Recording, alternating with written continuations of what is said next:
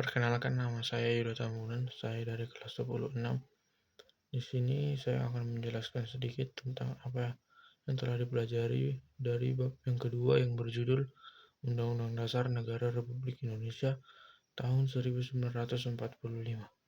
Jadi dalam bab yang kedua ini ada 7 unit yang dibahas di dalamnya, yaitu pada unit yang pertama yang berjudul Pengenalan Konstitusi dalam Pengamalan Hidup Sehari-hari. Apa itu konstitusi? Konstitusi adalah hukum dasar yang ada pada suatu negara. Konstitusi terbagi atas 2 jenis, yaitu konstitusi tertulis dan konstitusi tidak tertulis atau yang sering disebut konvensi. Konstitusi juga dapat kita temukan di negara kita, yaitu Indonesia, yaitu seperti Undang-Undang Dasar Negara Republik Indonesia tahun 1945. Konstitusi tidak tertulis itu seperti penerapannya dalam kehidupan sehari-hari kita. Di Indonesia sudah melakukan 4 kali perubahan konstitusi, yaitu Undang-Undang Dasar Negara Republik Indonesia tahun 1945, yaitu perubahan yang pertama yang digunakan yaitu Undang-Undang Dasar yang pertama kali dibuat, yaitu Undang-Undang Dasar Negara Republik Indonesia tahun 1945 yang ditetapkan tanggal 18 Agustus 1945 oleh PPKI. Kemudian kedua yaitu Undang-Undang RIS, yang dimana ini pada saat Indonesia berubah menjadi negara serikat, yaitu Republik Indonesia Serikat sebagai negara Indonesia sebagai negara federalnya. Kemudian yang ketiga yaitu Undang-Undang Dasar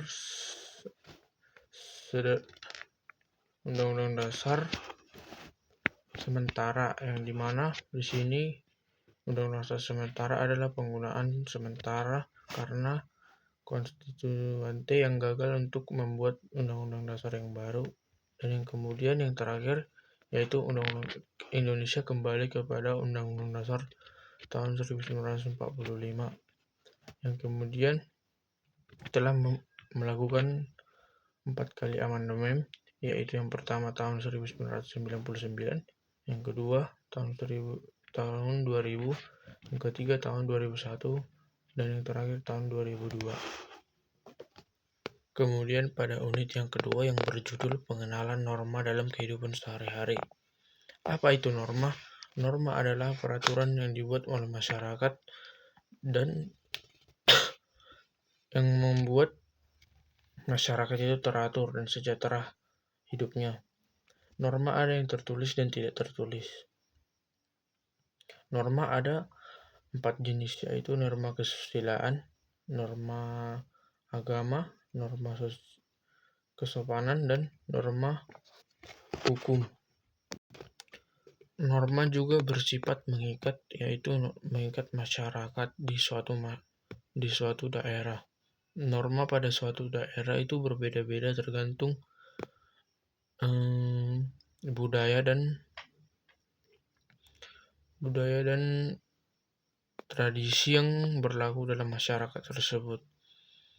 Kita juga dapat menemui contoh norma-norma atau aturan-aturan di dalam kehidupan sehari-hari. Contohnya seperti di sekolah, yaitu norma seperti kesepakatan kelas dalam suatu kelas, yakni kesepakatan di per kelas itu tentu saja berbeda-beda antara kelas yang satu dan kelas yang lain.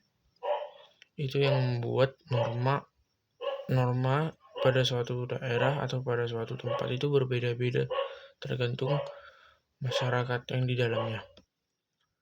Pada unit yang ketiga yang berjudul Hubungan Erat Pancasila dan Undang-Undang Dasar Negara Republik Indonesia tahun 1945.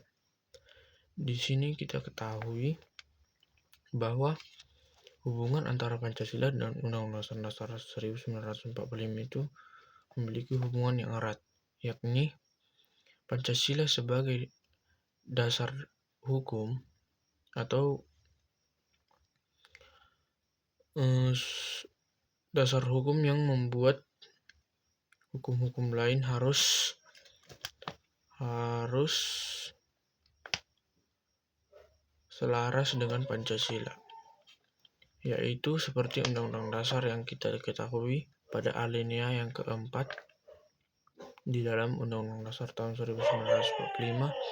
Di sana ada dituliskan isi dari Pancasila, dan juga Pancasila juga harus sesuai dengan pasal-pasal dan ditegaskan dalam pasal-pasal dalam Undang-Undang Dasar, di mana Undang-Undang Dasar juga harus sesuai dengan Pancasila dan memuat makna-makna dan nilai-nilai dari Pancasila.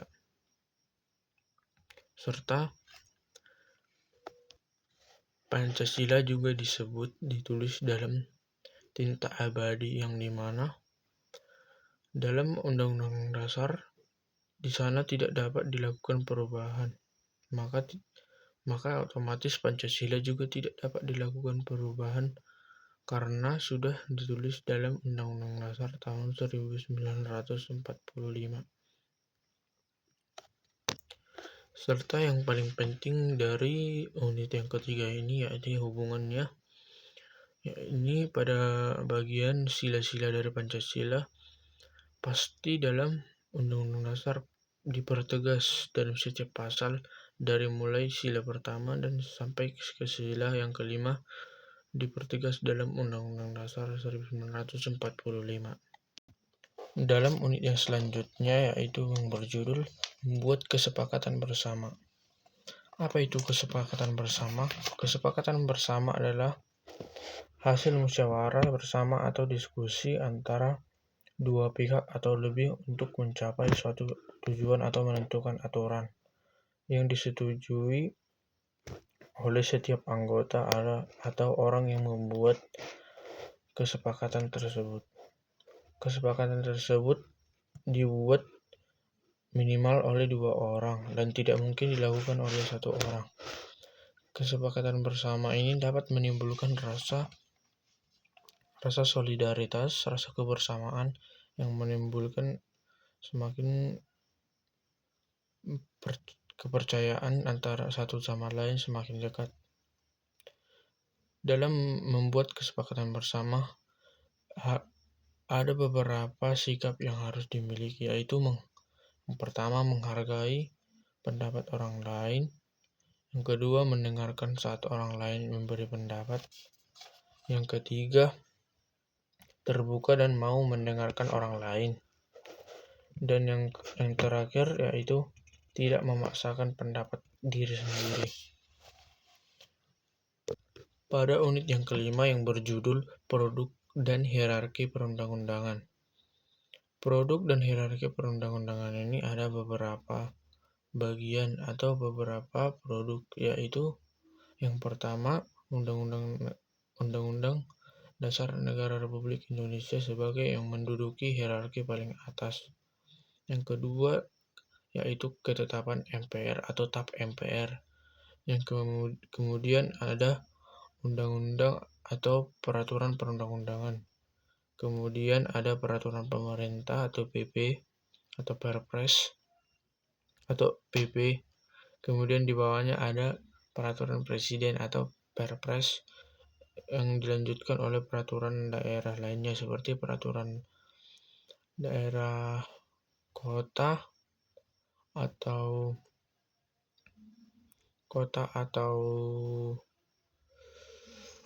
provinsi. Ada aturan-aturan yang harus ditepati dalam membuat rancangan undang-undang, yaitu pada produk yang paling bawah tidak boleh bertentangan pada produk yang di atasnya, yaitu seperti contohnya peraturan pemerintah tidak boleh bertentangan dengan Undang-Undang Dasar 1945. Jika diketahui telah bertentangan, dia akan diubah atau ditukar menjadi yang baru dan tidak boleh bertentangan dengan Undang-Undang Dasar tersebut. Setiap produk dan hierarki tersebut memiliki atau mempunyai seseorang yang memiliki wewenang untuk menetapkan setiap produk atau hierarki tersebut. Yang pertama, Undang-Undang Dasar tahun 1945 yang berwenang adalah MPR, yang dimana MPR ini terbagi atas dua, yaitu yang kita tahu MPR itu adalah gabungan dari DPR dan DPRD. Yang kedua yaitu ketetapan MPR atau TAP MPR, yang dari namanya saja kita tahu bahwa TAP MPR ini ditetapkan oleh atau yang berwenang adalah MPR. Kemudian ada undang-undang yang berwenang untuk menetapkan undang-undang adalah DPR dan Presiden yang bekerja sama untuk membuat undang-undang dan menetapkannya. Kemudian ada peraturan pemerintah yang ditetapkan oleh Presiden. Kemudian ada peraturan Presiden yang berwenang untuk menetapkan peraturan Presiden adalah Presiden. Nah, kemudian ada peraturan daerah, yang dimana peraturan daerah ini ditetapkan oleh DPR atau DPRD. Kemudian ada peraturan daerah atau Perda, yang dimana perda ini ditetapkan oleh wali kota atau pemimpin dari daerah tersebut. Pada unit yang ke-6 yang berjudul hubungan antar perundang-undangan, dari unit ini yang saya dapatkan adalah bahwa setiap peraturan perundang-undangan memiliki badan legislatif yang berwenang untuk membuat dan mengusulkan peraturan perundang-undangan. Masyarakat juga dilibatkan dalam pembuatan peraturan perundang-undangan ini, dalam memberikan usulan kepada pemerintah dalam pembuatan rancangan peraturan perundang-undangan. Dan peraturan perundang-undangan tidak boleh bertentangan dengan peraturan perundang-undangan yang di atasnya. Seperti ada kasus yaitu Perda yang peraturan daerah yang bertentangan dengan peraturan perundang-undangan yang di atasnya. Kemudian Perda itu akhirnya dibatalkan untuk ditetapkan dan akhirnya diubah menjadi peraturan daerah yang baru. Kemudian dan pada unit yang terakhir yang berjudul menganalisis produk perundang-undangan.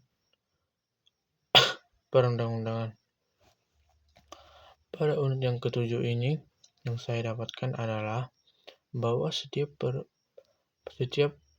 produk perundang-undangan memiliki fungsinya tersendiri atau fungsinya masing-masing satu sama lain.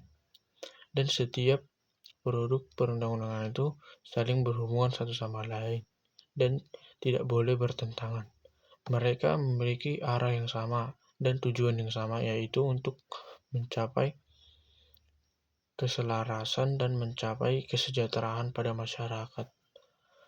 Maka dari itu, jika ada peraturan perundang-undangan yang salah, maka tujuan dalam mensejahterakan tersebut juga tidak mungkin untuk tercapai karena peraturan perundang-undangan itu sudah tidak selaras atau tidak searah dengan tujuan dari pembuatan perundang-undangan tersebut. Dan juga seperti yang kita tahu, setiap peraturan perundang-undangan tersebut tidak boleh bertentangan dengan Pancasila yang sebagai dasar dari pembuatan hukum atau peraturan perundang-undangan tersebut. Mungkin sekian dari apa yang sudah dapat saya sampaikan pada hari ini.